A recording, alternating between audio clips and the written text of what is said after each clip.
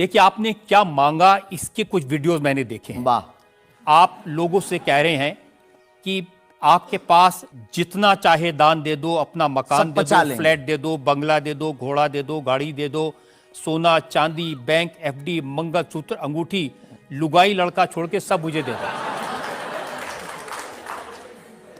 ये हमारा डिस्क्लेमर रहता है दरबार के पहले का। लोगों को जो भावनाएं रहती हैं कि गुरु परंपरा के लोग और साधु लोग दरबार इसलिए लगाते हैं, भगवान को इसलिए रखते हैं कि ये कमाई का जरिया बनाते हैं। और हमने अपने दरबार में बैनर लगा करके वो माइक पर ठोक करके बोलते हैं कि यहाँ किसी भी प्रकार का शुल्क, फीस, दक्षिणा नहीं लगता।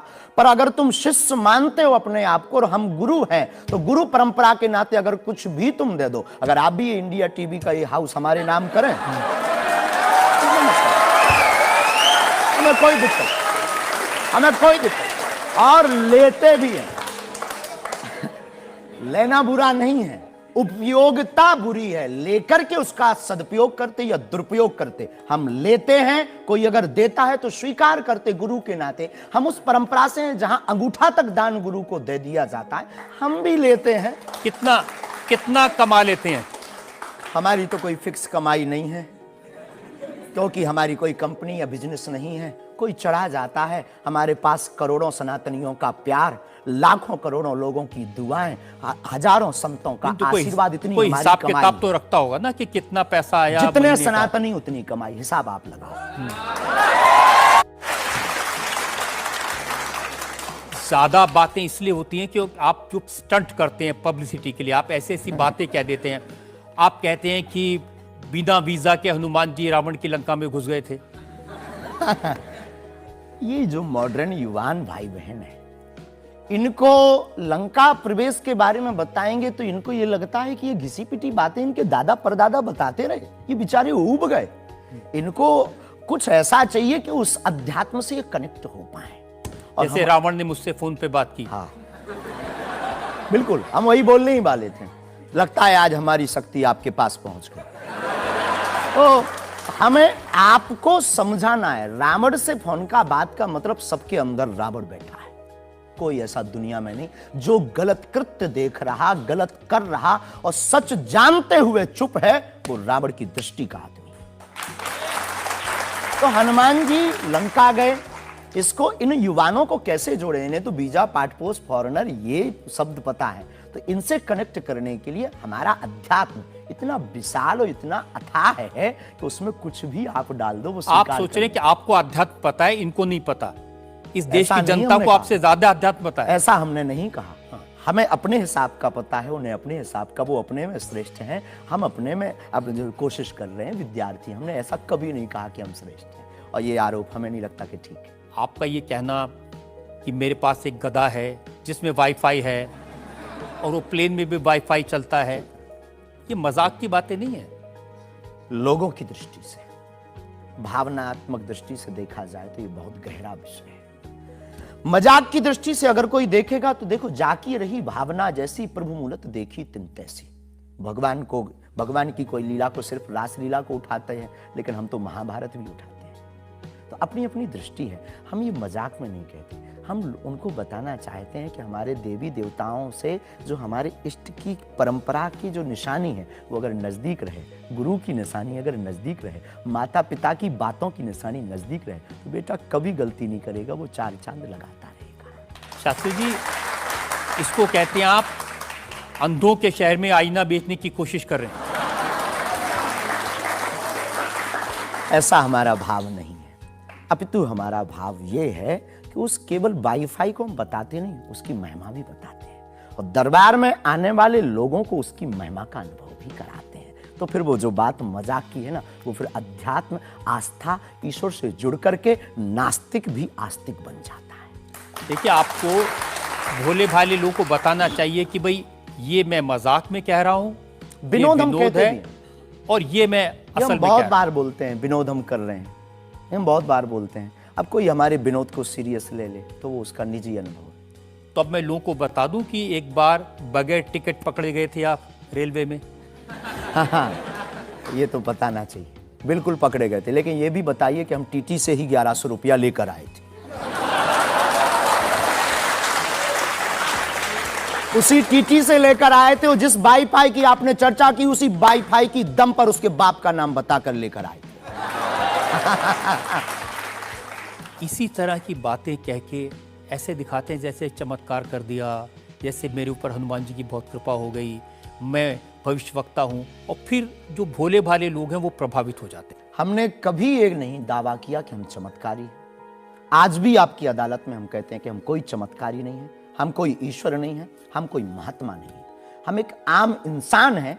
लेकिन हमारी अपने इष्ट के प्रति आस्था, ऋषि परंपरा के प्रति आस्था है, जो महर्षि वाल्मीकि से पत्र दरबार की महिमा चली है, उस महिमा का हम अनुकरण करते हैं, और उस आस्था में उलझनों में का रास्ता मिल जाता है तो उसे आप चाहे चमत्कार मानिए अथवा फिर आप अपनी बुद्धि से जो जिसने जो जाना वो हमें माना। देखिए शास्त्री जी, बहुत सारे ऐसे लोग हैं, गरीब हैं, परेशान हैं, बीमारियों से थके हारे हैं, डॉक्टर से आशा छूट जाती है, हॉस्पिटल से आशा छूट जाती है, वो आपके पास आते हैं, वो सोचते हैं यहाँ इलाज मिलेगा। किसी का बच्चा बोल नहीं सकता, किसी का बच्चा चल नहीं सकता, वो लोग बड़ी आस्था विश्वास लेके, जो मैंने जानकारी हासिल की, वो आते हैं, सोचते हैं कि यहाँ से शायद उन्हें कोई रास्ता दिख जाएगा, और उन्हें मिल जाता है।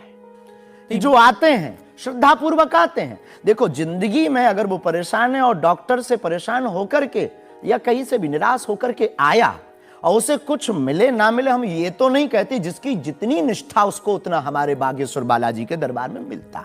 और अगर नहीं मिलता, और अगर उसे जीवन जीने की अगर डांडस और सात्तावना मिलती है, तो क्या ये भी कम है? बिना पैसों में, बिना दक्षिणा दिए, बिना कुछ लगे अगर हनुमान जी से जुड़ रहा, अगर वो प्रभु से जुड़ रहा, अगर उसे जीवन जीने में 4 दिन की जिंदगी है, डॉक्टर ने कह दिया तो मर जाओगे, लेकिन बागेश्वर धाम के नाम से उसके चेहरे पे मुस्कुराहट है कि मेरा हारे का सहारा है, तो अगर ये मुस्कुराहट उसके चेहरे पर आती, इससे किसी को गुस्ताखी क्यों? देखिए, अगर बागेश्वर धाम आने से लोगों का इलाज हो जाता है तो फिर आपको कैंसर हॉस्पिटल बनाने की क्या जरूरत है? यही तो हम बताना चाहते हैं कि दुआ और दवा दोनों आवश्यक है। हमने ये नहीं कहा कि हम डॉक्टरों के खिलाफ हैं। अब मैंने पूछ लिया तो आपने दवा ऐड कर दिया उसमें। नहीं, हमने औषधालय बागेश्वर धाम पर खुलवाया है और मंदिर के समीप खुलवाया है। वहां पर ग्राम पंचायत का भवन है, वहां पर आयुर्वेदिक औषधालय है। दुआ और दवा मतलब नीचे दवा है और वहां ठीक नहीं हुए तो दुआ के लिए चढ़ जाओ मंदिर पर, दोनों काम करें, ठीक है। और ये कोई नई बात नहीं है, हमने ऐड नहीं की, डॉक्टर खुद ऐड करता है, ऑपरेशन करता है, जब ठीक नहीं होता तो वो भी कहता है तुम भी प्रार्थना करो। लेकिन ये सही है कि जिस इलाके में आप हैं उस इलाके में बहुत सारे ऐसे लोग हैं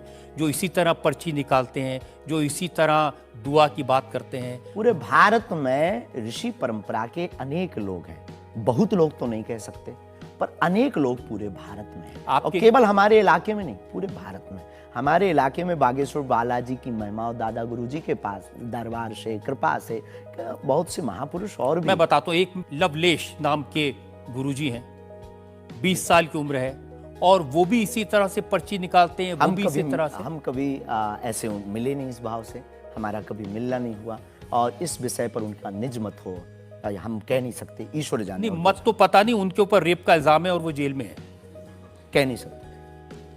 तो उस एरिया में ऐसे और भी बहुत सारे लोग हैं। अभी हम अर्जी लगाने के हिसाब से घूमे नहीं हैं। आप कहो तो इस बार जाकर के घूमेंगे कितने लोग हैं। अभी तो हमें एक पता है, छतरपुर जिले में एक गढ़ा गांव है, वहां बागेश्वर धाम है, वहां सदगुरु सन्यासी बाबा से परंपरा चली दरबार की, आप भी आइए। ये बात सही है कि देश में बहुत सारे ऐसे लोग हैं जो कहते हैं हमारे पास सिद्धि है। एक जयपुर में है, उन्होंने बताया कि मैंने कर्ण पिशाच को साधा हुआ है, और वो भी किसी की भी डेट ऑफ बर्थ बता देते हैं, किसी के परिवार वालों का नाम बता देते हैं। हमारे पास ऐसी कोई सिद्धि नहीं, ना हमने ऐसी कोई साधना कर रखी है। हमारे पास सिर्फ अपने इष्ट पर, हनुमान जी पर भरोसा है, जो अष्ट सिद्ध नवनिधि के दाता हैं। ना हम कोई डेट बताते हैं, ना हम कोई नाम बताते हैं, और अगर उनकी कृपा से पता चल जाए तो कोई बुरी बात नहीं। जनता में जो लोग सवाल पूछना चाहते हैं, आमतौर पर क्या होता है कि संत का नाम आते ही हमारे माइंड में एक इमेज बनती है कि गाड़ी होगी, बहुत ही जो उनकी वेशभूषा होगी बहुत ही सिंपल और सरल होगी, लेकिन आपकी वेशभूषा देख के, टोपी देख के लगता है एकदम कलरफुल रहता है। आपकी दुनिया ही रंगीन है तो साधु को भी रंगीन होना चाहिए। बहुत बढ़िया, बहुत बढ़िया। जब 7 रंगों की भरी दुनिया है माय डियर सिस्टर, 7 रंगों से भरी दुनिया है, तो मुझे क्या दिक्कत है? और हम कोई साधु नहीं, हम कोई महात्मा नहीं ना, हमने चोला ले रखा है। हम एक वर्ण व्यवस्था की बात नहीं करेंगे, हम एक गुरु के शिष्य हैं और आम इंसान हैं। और अगर कोई सरनेम पूछे तो हम शुक्ल वंशीय सरयू पारी ब्राह्मण है। तो जो 7 ब्राह्मणों की वेशभूषा है वो हमने धारण की, गुरु के नाते हमने ये पादुका अपनी एक परंपरा को निर्वाहन करने के लिए धारण की। और टोपी कोई आया तो दे गया, अगर आप कुछ दो बहन हमें तो वो भी स्वीकार है। आप चाहो तो कुछ हमें पहनने को दे सकते हो, हम पहन लेंगे। एक वेबसाइट ने लिखा कि ये जो टोपी पहनते हैं ये पहनाने वाले से भी कुछ गुरु दक्षिणा लेते हैं, जो कपड़े पहनते हैं, जो कपड़े जिसके दिए पहनते हैं उससे भी कुछ पैसा लेते हैं। आज तक ऐसा कोई मिला नहीं है, खोज जारी है। किसी ने हमें आज तक दक्षिणा नहीं दी टोपी पहनाने के नाम पर या कपड़े पहनाने के नाम पर। हम तो राह चलते कोई मिल जाता है तो उसका पहन लेते, अपना दे देते हैं। हम तो साधु उस परंपरा के हैं, उस परंपरा के। लेकिन अच्छे लगते हैं आपको ये रंग बिरंगे कपड़े? बहुत आनंद आता है। क्या दिक्कत है साहब? किसी को दिक्कत है वो हमसे ज्यादा रंगीन पहने। एक शायर ने कहा कि जो खानदानी रईस हैं वो मिजाज रखते हैं नर्म अपना। आपका लहजा बता रहा है आपकी ये दौलत शोहरत नहीं रही।